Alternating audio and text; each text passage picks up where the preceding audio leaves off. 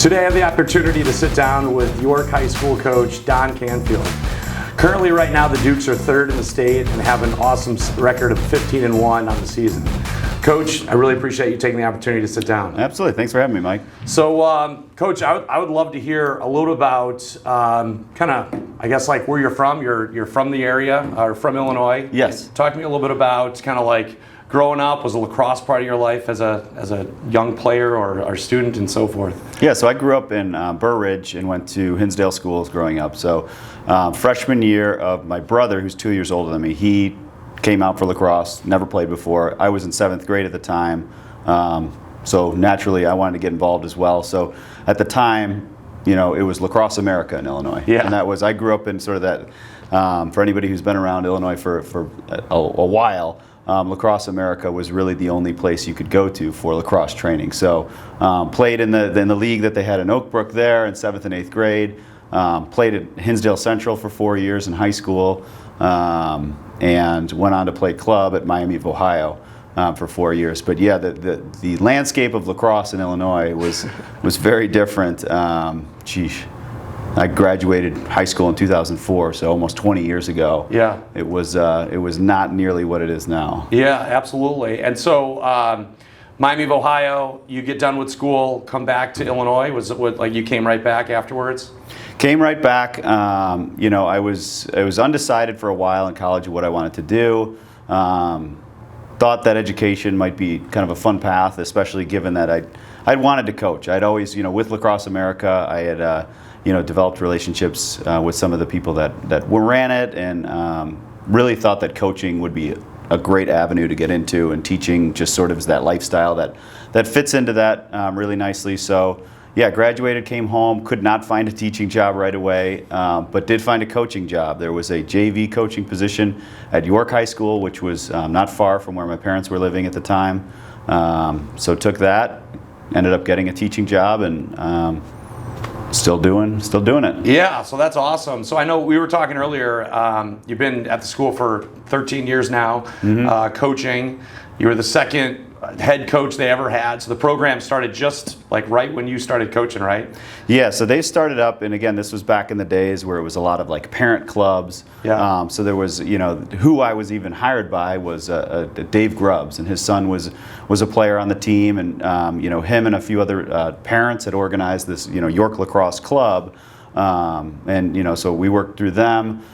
We were sort of mildly affiliated with the school at the time. You know, all the kids had to go there, but was there. There was a couple coaches, Jerry Freeney, who's actually still with us. You know, he's from New York, played at Cornell.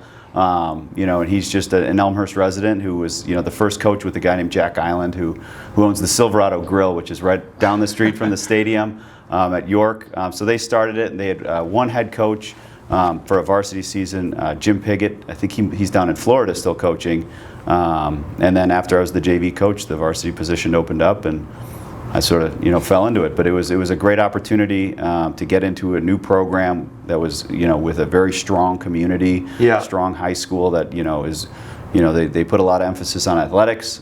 So it was at the time I had no idea what I was getting into. Yeah. You know, I took a job as a JV coach fresh out of college, and just thought it would be a good experience, and this is, you know, what it's turned into. So I mean, it is kind of amazing to think about going from right out of college, you know, maybe like a year or two, and then becoming the head coach. Yeah. And that you've been the staple at the high school for a long time. So it's I think it's really cool. It's unique. I know I had the opportunity to speak with some other coaches early on and do some interviews, and you're one of the guys that actually has been the same coach for like over 10 years, and like those other guys, which I think is really cool. And I would say that's one of the big things when you look at, like you were commenting on, the sport of lacrosse in Illinois over the years. It went from just being a club, where it would essentially be a parent who has a child that wants to play lacrosse. Right. They start the program, to now it's an IHSA sport. I guess, you know, that was a big topic over the past couple of years. You know, what are your thoughts of the fact that it's now an IHSA sport? Are you in favor of that? I think it's great, to be honest. I mean, I know that there's little things here and there with like scheduling and you know, matchups and the sectionals and all that stuff, and that, totally valid. But just I think what it does for the legitimacy of the sport is so awesome, right? The fact that when we went to IHSA, right, the school and everything, we were part of the school before that. You know, we were recognized. The athletic department, you know, totally supported us, but you know, we were self-funded. Yeah. So when that happened, it was sort of like, oh, now it's fully on, right? It is fully embraced by the entire school community. I think it gives a little bit more emphasis to the sport. You know, I don't want to necessarily use the word legitimacy because I think it is totally legit. I think what we were doing, our student athletes were working just as hard as any other sport. Yeah. But in the eyes of other people, you know, it did give a little bit more legitimacy, I think. Yeah, So, absolutely. Yeah. That's awesome. So talk to me about this season. So right now, 15-1 of the season. You guys have compiled over 235 goals on the season. Mm-hmm. I mean, that's like averaging around 14 goals a game, which is like nuts. Yeah. You know, talk to me about like the vibe with the team right now, especially maybe coming off of a COVID year where some of these kids didn't get a chance to play for a while. Yeah, and I think, you know, you know Tom Coyne, a longtime assistant, you know, talking about stability, for 12 of those 13 years, you know, Yeah. he's been at York too, and he's been amazing. And we were talking, and we're constantly talking about, you know, after practice and things like that, about, you know, how COVID affected us versus other teams, and what is that, you know, how does that play out? And I think, you know, we came out of it okay compared to some programs. I know it's really hard. People are down numbers all over the place, and it's really challenging for, you know, for people are losing people for football, or just the fact that it's kind of a crazy year. You know, we actually had a number of freshmen and sophomores 2 years ago who were, you know, starters or got good time on varsity. Yeah. So we had, going into this year, we had a number of kids, including a lot of our attackmen, midfielders, who played varsity lacrosse. So, you know, taking a year off was a challenge. It was, you know, hard on everybody. But we also had the opportunity then in the fall to utilize some of those contact days. Yeah. You know, we held practices in the fall. We Yeah. held practices preseason this season because it was, you know, the IHSA kind of waived, you know, the contact days, and that was a huge asset for us because we have a lot of guys who were already bought into the program and wanted to get into that, and we had great turnouts for that and productive practices. So that really helped kind of fuel us, or, you know, get us into the regular season. Yeah, absolutely. Well, obviously it's great with what you guys have going on. Talk to me a little bit about, I was talking to somebody, they were talking about how one of the main focuses on your pregame speech is loving the ball. Yes. Talk to me Well, I about think that actually might come. I think it might come from Tom, to be honest. I think that was he definitely. I want to give him credit. He probably coined that phrase first, but it's just the idea of, you know, limiting turnovers, making good decisions with the ball, right? And last night was a perfect example. You know, our kids battled like crazy. You know, they give such good effort, and it's amazing what they do. But, you know, one thing we did is we had more turnovers than we'd like to, right? Yeah. We didn't love the ball, right? We didn't hang out of it. We tried to, you know, throw that extra pass. When we were getting pressured, we didn't protect our stick and run hard. Yeah. You know, just taking care of the ball, right? And we don't want to give it up. We don't want to give away any easy turnovers in a game, especially a close game. Yeah, yeah. Now, it sounds like you put a heavy emphasis not just on player development, but personal development. I've heard that, you know, you read a chapter or a passage out of a book at some of the practices. Yeah. Talk to me about kind of that, because, you know, one of the things that I sometimes, as a lacrosse coach, it's so much focus on X's and O's, okay? Like, you know, passing and catching. Okay, we got to put in this play, that play. And how much, you know, you kind of maybe back up and spend time and think about, like, hey, let's make sure we get in the right mindset too. So I guess talk me through some of that. So the book you're referring to is, and I'm sure a lot of people in the lacrosse community have read it, The Hard Hat, John Gordon, about George Moriarty from Cornell.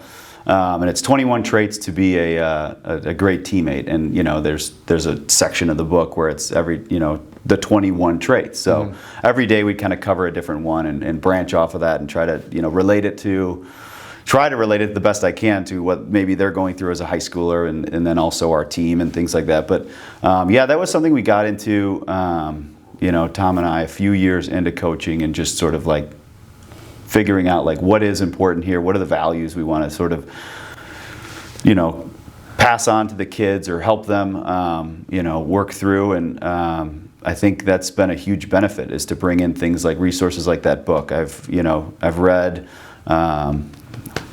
don't know why I can't. Dom Starge's book. You know, he just came out with a book, and in that book he's got some letters to college freshmen and things like that, and passages from that I've used. So there's a lot of great resources for motivating kids, and I just try to tap into it to recognize that, you know, we get to play this game and it's awesome and it's fun and it's competitive.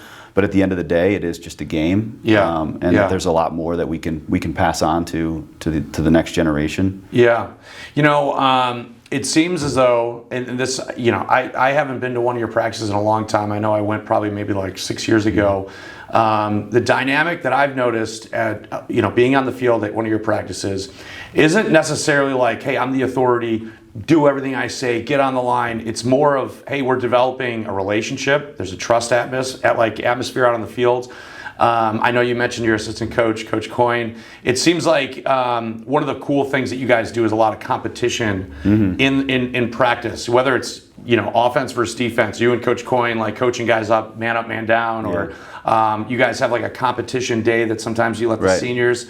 I guess talk to me a little bit about your approach to the season, because I feel as though sometimes when people are trying to be coaches, they kind of take that authority a little too far, and they kind of lose the interest of the kids, and maybe the approach that you take is a little bit different.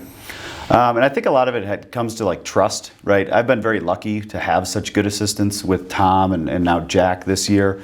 And even with the lower levels, you know, at Jerry Freeney, who started the program, he still coaches with the freshmen, and some of the other guys. And knowing that, right, when we split off, I'm totally confident in what they're putting in.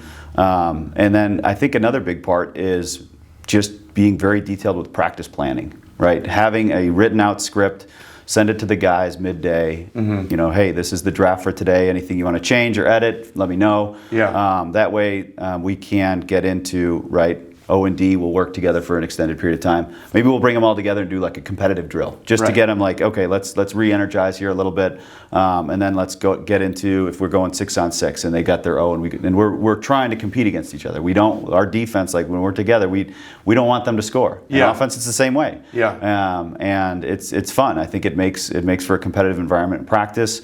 The competition week is actually what you're referring to. And I stole that from, I believe it was the Libertyville coach a few years ago, who I had talked to, and he had that idea, or maybe it was Warren, one of the two. But they had a competition week, and that's what they do. We had the senior captains, they sort of secretly draft their teams, and you know, throughout the week, different drills are worth different point values, and it just, you know, is an extra way to, you know, up the level. We did it a few weeks ago because we only had a one game during the two games during that week, so it worked out well, just to kind of like near the end of the season get them really hyped up. Yeah, which is great. Kind of like loosens guys up, and yeah, I like that. I always love hearing different philosophies and cultures. You know, obviously, like you mentioned, the book and doing some different strategies at practice to kind of lighten the load. And again, it doesn't always need to be painful at practice. It can be fun. Yeah, which I think is great. So obviously you're having an awesome season, and you know, talk to me about one of the other, like when you guys are looking at the season, cool rivalries that you have with some of the other towns, and kind of just, I love to hear some of that kind of thoughts and stuff. So, you know, in doing this for so long, it's the first one that comes to mind is Glenbard West. You know, there was a number of years, and I can't remember when it was. It was like overtime, double overtime, double. Like we had like 4 or 5 games in a row that were decided in overtime or double overtime, and you know, those were always good games. You know, it's always a good game against Glenbard West. LT, you know, we've always had excellent games with. You know, that was a big deal for our program. You know, for a number of years since I was in high school. When I was at Hinsdale, I think LT's won. Had one conference until mid, you know, a few years in when I was coaching. And it was a fun day for our program, the first time that we beat them, because it was just kind of like getting over that hurdle for us. You know, as a newer program, it's like they were the top dog. They were, and when we were able to get over that, it sort of helped with our confidence. Okay, so now we can move on to more things and keep growing. And it was That's awesome. Kind of looking back, obviously being there for so long, any like alumni that stick out to you as guys that, man, this was when I was young. When I was a young coach, this is a guy that maybe kind of helped me understand why I'm doing this, and kind of I'm proud of looking back on coaching some of these guys in the past.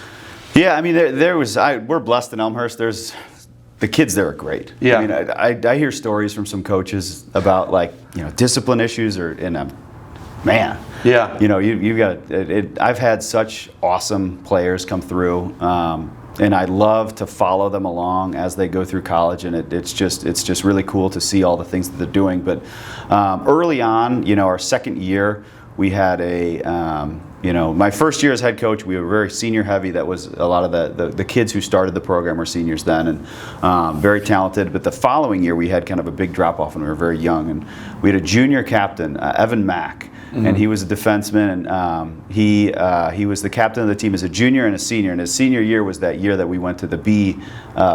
It was the old B division and the Lacrosse Cup. Yeah, yes. yeah. And that team just sort of, we were the 7th seed, and we were winning all these close games to get up to the finals. And he was just sort of, very mature. Our team was, a lot of guys who were maybe newer to the sport, hadn't grown up playing it as young kids, and was able to keep the team kind of like on the straight and narrow. And he did a great job. Then more recently, we've had a couple guys. Jack Buckley, he went off to Siena. He was just a hard-nosed attackman for us. Competed hard. Brought that level of competition in practice. Sam Walsh, who was a defenseman for us a few years ago. He's at Merrimack now. Yeah. Again, just a great leader, just a great all-around guy. But we've been blessed. There's more kids that I can, think of. Last night we played the Loyola game, and we had so many alumni that came out. It was just awesome to reconnect with some of those guys. People sending emails like, "Hey, coach, congrats! It's awesome to see it.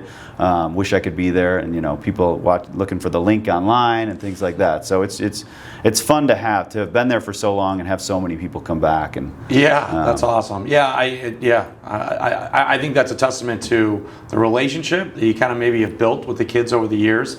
Been approachable and have kind of, like we talked about, the philosophy of practice. It's kind of like not necessarily like I'm in charge. It's kind of like, hey, we're all in this together. Let's work together. That's awesome. Now, going based on that, are there any coaches, maybe college pros, maybe not even in lacrosse, that you kind of look to as, maybe they don't know you, but like, hey, I kind of use this guy as a guide or steal some of his tricks? Any thoughts there?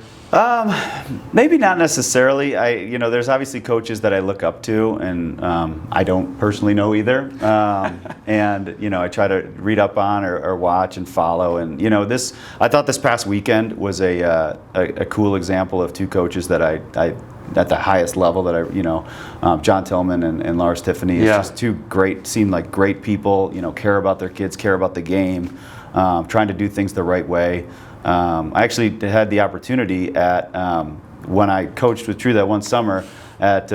John Tillman came out and spoke at the Deans, and that was a really cool moment. And so guys like that, I mean, looking back on that championship game, I mean, it was awesome. I actually, when I look at it, I would say, unfortunately, Maryland looked like they were playing tight. Virginia was just like, let's just play. Mm-hmm. Let's go out and let it fly. And so, but yeah, you're right. I think, having the opportunity to maybe see some of these guys, it sounds like you read up a lot on philosophies and books and stuff like that. Anything that you would give advice for guys that are trying to get into coaching, maybe youth coaches or other high school coaches that are trying to maybe set the culture or kind of, get into it? Any advice you would give people like that? I definitely network, right? Build a network of coaches, that you can talk to, you can reach out to if you have questions, that you can bounce ideas off of, you can learn from. Go to conferences. Yeah, I know that was a new thing for me. I flew out to the conference out east a couple times. The U.S. and just the amount of information is kind of overwhelming. But nowadays you can also, they get it online, so you can watch it later. But it's just really cool to have those resources. And they had one actually up in Evanston a few years ago. It was like the Midwest U.S. Lacrosse Convention, and again, it was awesome. They brought in great speakers who had really cool ideas. It was the first time I'd gone to sort of a youth speaker, and I thought he was excellent, and he had a really cool, a lot of cool ideas about, kind of gamifying practice for younger kids. And I've got 2 young boys, and hopefully they play lacrosse. We'll see. But just also trying to maybe get in a little bit more with the youth side of things as well. And learning about how to best develop kids in the sport. Yeah, I would definitely say that's one of the big things. Obviously, I have a 4-year-old, a 1-year-old. You have a 4-year-old, a 2-year-old. You learn how to talk to people differently, completely. Yes. And I think that's one of the things I've noticed. I talk to high schoolers now differently after talking to my 4-year-old and trying to get the point across, dumbing it down a little bit, so to speak. And that, I would say, with high school coaches, connecting with the youth kids and making sure they understand that I'm the next step. I know Elmhurst Youth has always been a very strong, big program and stuff. I guess talk to me about, how that maybe plays into effect of the York program, then having future stability and so forth. Yeah, I mean, it's huge. They've done an awesome job at Elmhurst Youth. I know, there's been a number of people involved with that over the years. And it's just, parents who are hardworking. Right now, a guy by the name of Mike Siegenthaler, his son is junior, so he doesn't even have any kids involved in the program, but he kind of helped run it for a number of years. He played at Michigan State, and that is all those boys that were his son's age are now juniors, and